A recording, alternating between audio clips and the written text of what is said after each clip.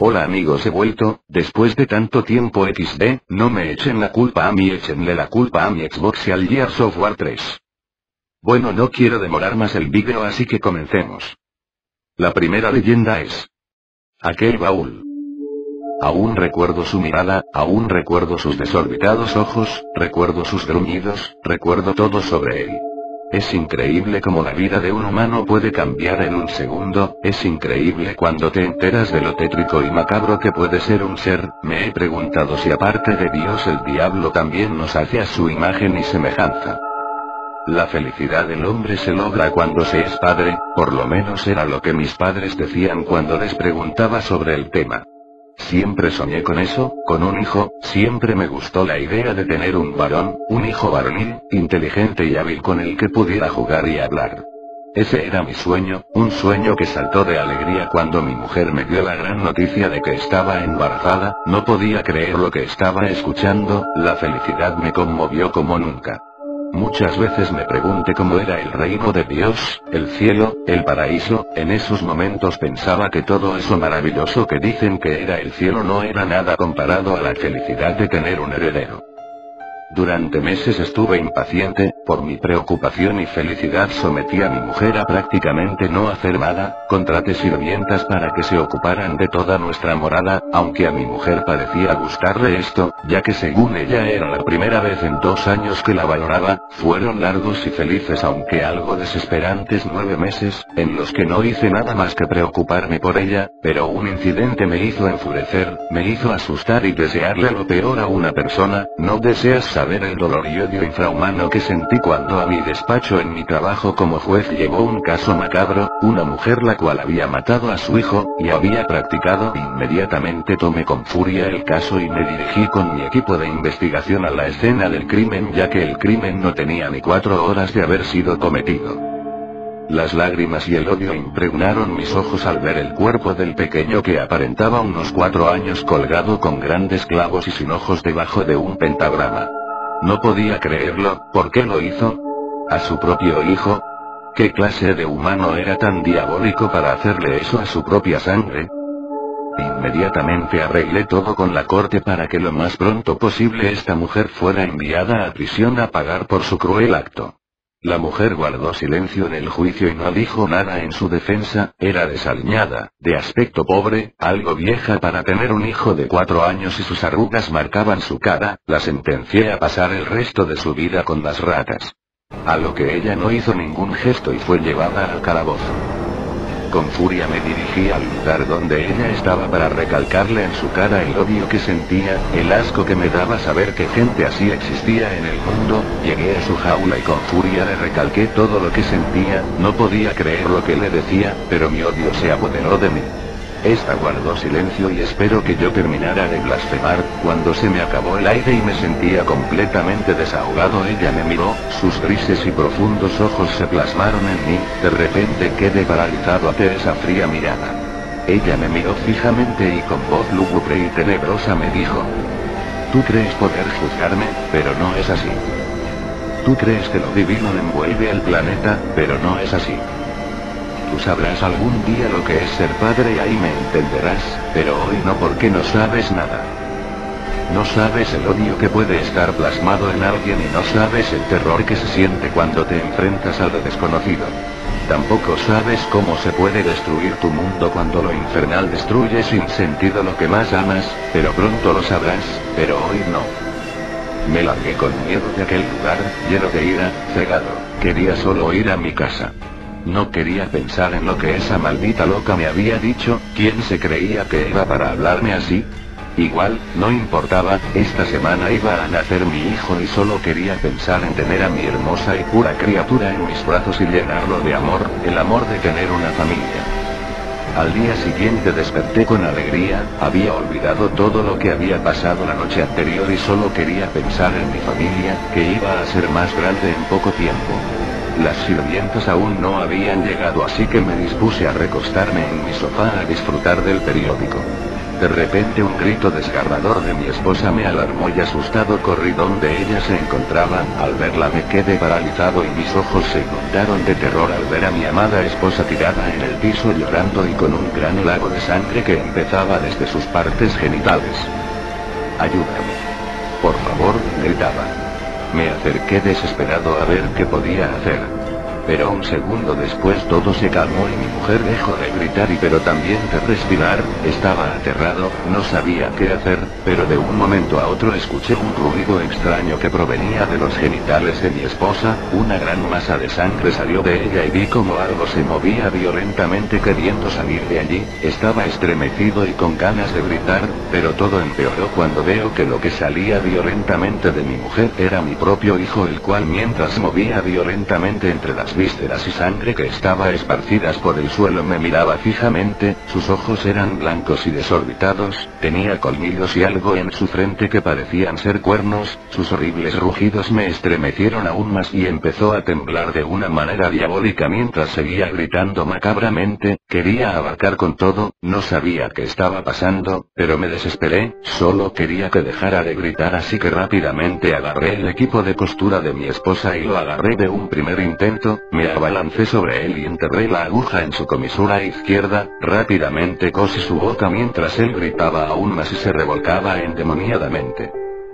Cuando por fin terminé, sabía que eso no era humano, pero no sabía qué era, así que rápidamente fui al sótano y saqué un gran baúl que mi esposa tenía guardado para cuando nos mudáramos en 2 meses. Lo subí y cuando lo vi ahí estaba, subiéndose por las paredes poseído y con ansias de matarme. Lo agarré y lo puse en el baúl mientras él enloquecidamente intentaba romper la costura que había en su boca sin importar si se destrozaba. Cerré el baúl con candado, lo puse en el auto y salí desesperadamente. Boté la llave en el camino y mientras ese demonio gritaba eufóricamente yo empecé a recordar todo lo que había pasado, lo que aquella mujer me había dicho y cómo mi mundo en pocas horas se destruyó. Mi mujer, mi hijo, mi vida y mis sueños, todo se había ido a un agujero negro del cual nunca regresaría. No sé cuántas horas conduje, pero ya estaba completamente oscuro cuando logré ver una playa desierta la cual tenía un aspecto abandonado y triste. Arrastré el baúl hasta allí, y me alejé de él para no verlo más mientras seguía escuchando esos gritos demoníacos. De eso conduje lejos, lloraba sabiendo que mi mundo estaba roto y sin arreglo. Ahí entendí que el mundo no se rige por la lógica y por lo moral, el mundo es más que eso, el mundo puede patearte la cara sin que tú hagas nada. No todo es la ley divina de la vida, también lo infernal puede tener su propia ley de vida. Ha pasado el tiempo, nadie sabe qué pasó conmigo, he llevado una vida falsa y he intentado borrar todo de mi pasado, pero siempre que miro a la ventana pienso en dónde estará eso, pienso en dónde estará ese demonio, dónde estará ese ser que mató a mi esposa, ese ser infernal que destruyó mis sueños, pienso en dónde estará mi hijo y... una figura de maldad. Recuerdo ya hace mucho tiempo una leyenda urbana contada por muchos amigos sobre la historia de 5 chicos que se introdujeron dentro de una caverna situada en las afueras de la ciudad donde tenían planeado jugar con una ouija e invocar al mismo demonio. Cuenta la leyenda que durante la sección diabólica que planearon estos chavos las cosas no salieron como ellos lo tenían planeado, pues la vida les preparaba una muy desagradable sorpresa.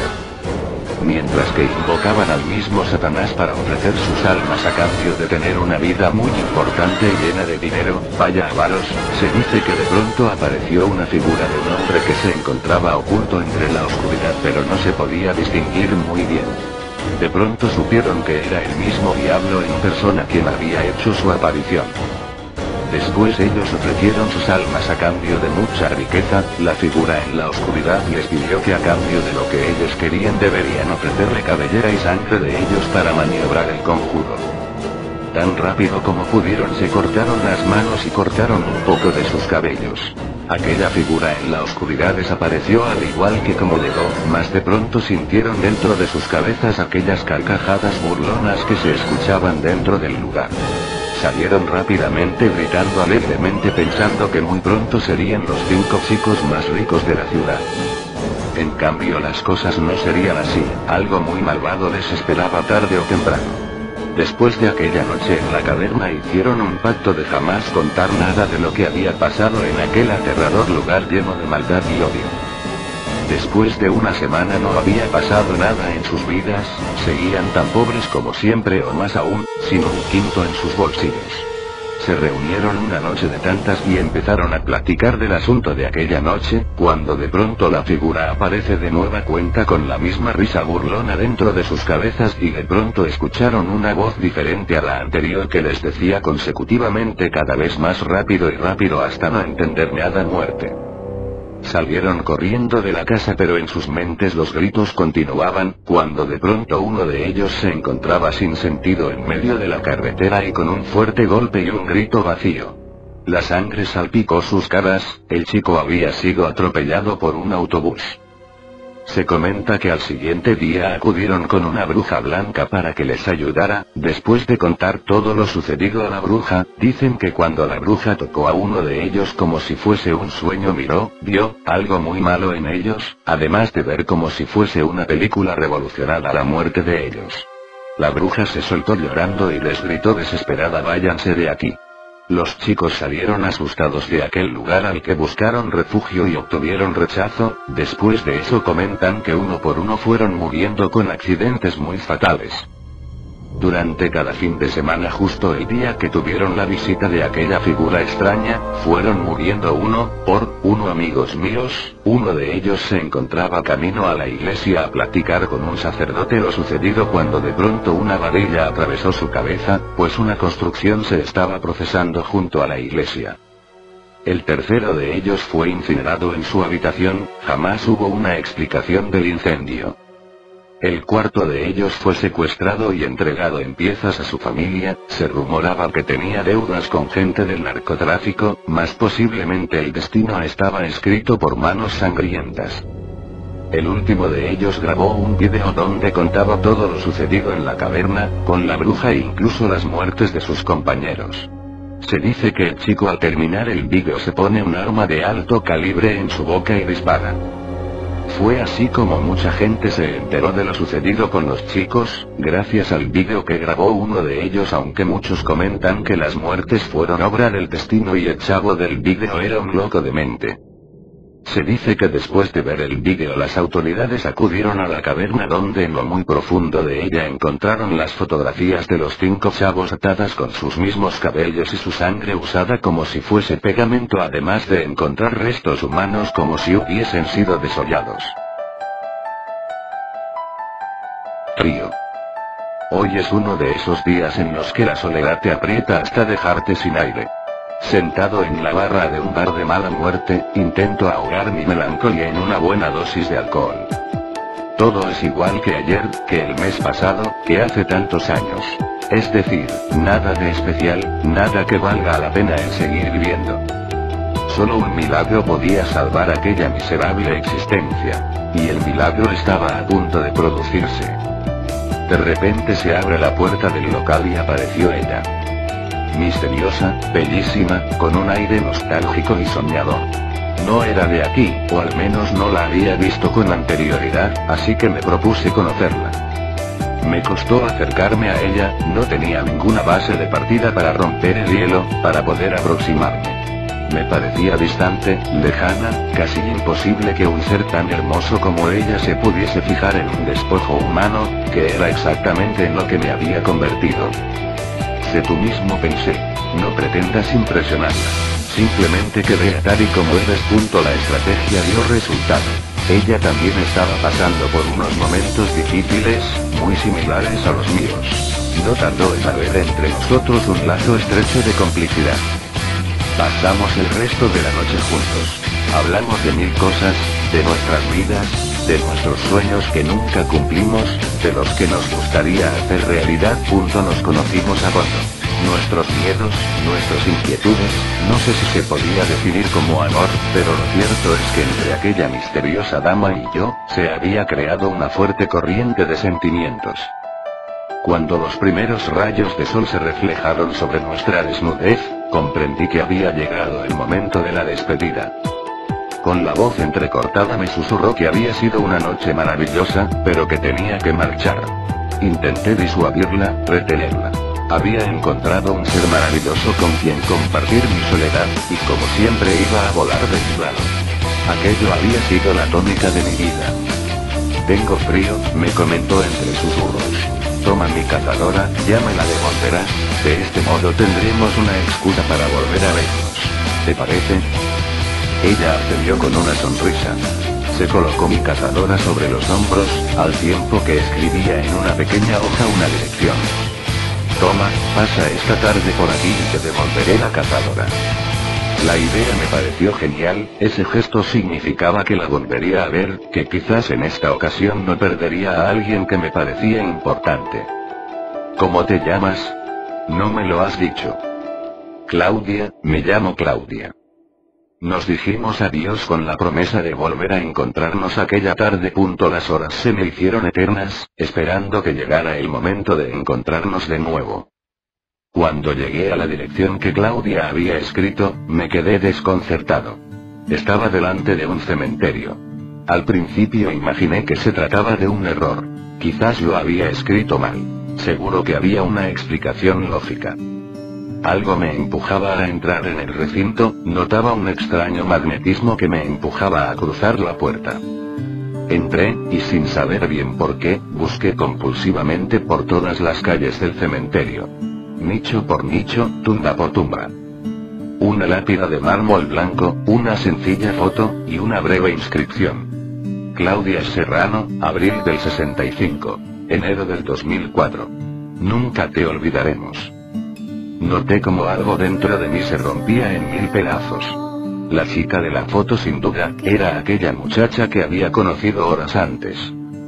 Al lado de un marchito ramo de flores, mi cazadora impecablemente doblada. El pozo de las cadenas. En el pueblo de Tecate, ubicado al final de la Rumorosa, se cuenta que en tiempos de la Revolución Mexicana, alrededor de 1910, vivía un matrimonio de personas muy pacíficas y trabajadoras. Eran una pareja sin hijos. El señor se encargaba del cultivo de las tierras y su esposa se encargaba del cuidado de la casa. En aquella época no había mucha gente en los alrededores y los caminos eran simples brechas secas marcadas sobre el árido paisaje, vetas polvorientas por las que a veces pasaban los caballos levantando polvaredas con su andar. Un día aparecieron unos hombres que llevaban varias horas caminando bajo el sol ardiente. Extenuados y sedientos de tanto andar bajo el calor, vieron que el señor que trabajaba en sus cultivos era la única persona que tenían cerca y, en consecuencia, se le acercaron. «Buenas tardes», saludaron. «Buenas tardes», respondió el señor, dejando su labor y ventilándose con el sombrero. «¿Cómo así por acá? Muy poca gente viene por aquí». «El deseo de encontrar buena fortuna nos trae», respondió uno de los hombres. «Vamos a Tijuana, acabamos de cruzar la Rumorosa», dijo el otro. «Pues aún les queda mucho camino, Tijuana está bien lejos». «Sí, y eso que con lo que hemos andado ya nos morimos de sed, ¿no tendrá un poco de agua que nos regale?», preguntó uno de los extraños. «Chingallos, me acabo de tomar el último trago. Pero ándale, no se preocupen que mi casa está cerca y tengo un pozo. A menos que tengan prisa», respondió el campesino. «¿Prisa? Prisa pero por beber agua, compadre», dijo uno de los hombres y luego todos siguieron al señor para saciar su sed. El hombre, que casi nunca veía a alguien pasar por el lugar, se emocionaba cada vez que venían visitantes e intentaba aprovechar la ocasión para enterarse de chismes y noticias. Se apresuró entonces por levantar sus aparejos y luego condujo a los hombres hasta su casa. Allí su esposa los recibió y ellos la saludaron quitándose el sombrero. Una vez hubieron entrado, los hombres bebieron toda el agua que pudieron, comieron como náufragos y conversaron larga y amenamente. Entretanto, la tarde ya estaba por irse y el atardecer, en su avance, iba incendiando el cielo para después dar paso a los coyotes con sus aullidos de veneración ante el ascenso de la luna. Los hombres sin embargo no dieron muestras de marcharse, de hecho se veía que querían prolongar las conversaciones con el ánimo de quedarse. Viendo eso, el hombre y su esposa les hicieron un catre con ramas de paja para que puedan dormir. Pasadas las horas un grito rasgó el silencio de la madrugada, un grito que a lo lejos retumbaba como delatando la proximidad de la muerte en las inmediaciones y nadie supo nunca qué ocurrió. Se cuenta no obstante que los extraños pertenecían a una banda de sangrientos delincuentes, de hombres deshumanizados que disfrutaban con el sufrimiento de todas aquellas víctimas que les oponían un mínimo de resistencia.